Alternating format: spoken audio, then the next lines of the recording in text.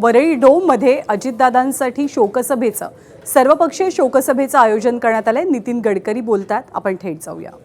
ते प्रश्न ते सोडवून द्यायचे। मला ते म्हणाले की पुण्याकरता तुम्ही काहीतरी करा।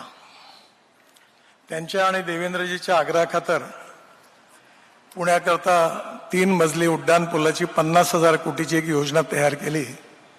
ती मंजूर झाली आणि मी त्यांना फोन केला की महानगरपालिकेची निवडणूक झाली की तुम्ही आणि देवेंद्रजी मिळून आपण भूमिपूजनाचा कार्यक्रम घेऊ।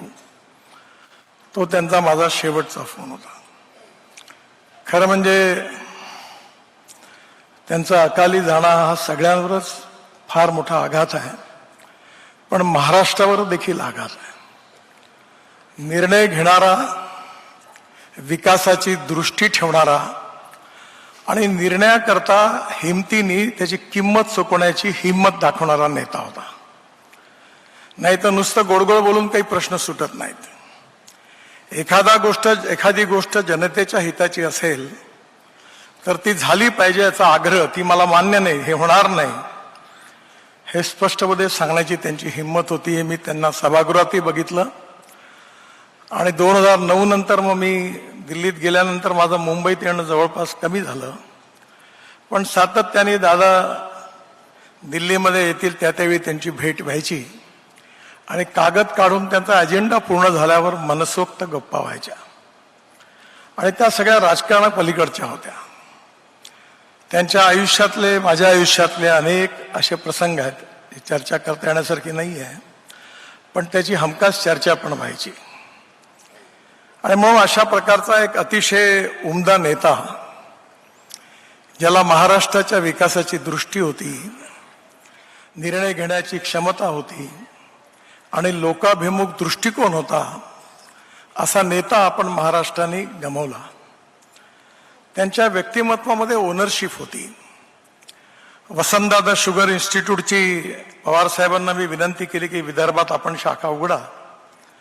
त्यांना जागा मिळाली, त्याचं काम सुरू झालं आणि एक दिवस सकाळी 5 वाजताच्या विमानाने अजितदादा नागपूरला आले आणि स्वतः ते त्या ठिकाणी जागा पाहायला गेले आणि वापस येताना माझ्या घरी आले। मी त्यांना म्हटलं, तुम्ही आज नागपुरात कशा करता आले? तर ते म्हणाले, मी केवळ या वसंतदादा शुगर इन्स्टिट्यूटची जागा कशी आहे, त्याचं काम कसं होणार ते बघण्याकरता आलो। मी म्हटलं, तुमची ओनरशिप एखाद्या कामाबद्दलची खरंच शिकण्यासारखी आहे की त्या कामाकरता त्यांनी वेळ काढला, तेवढ्याकरता ते आले। गमतीने मी त्यांना म्हटलं की राजकारणात बोटांनी मलम लावणाऱ्या नेत्यांची काही कमी नाही आहे, पण तुम्ही ओनरशिप घेऊन काम करता हे तुमच्याकरता महत्वाची गोष्ट आहे।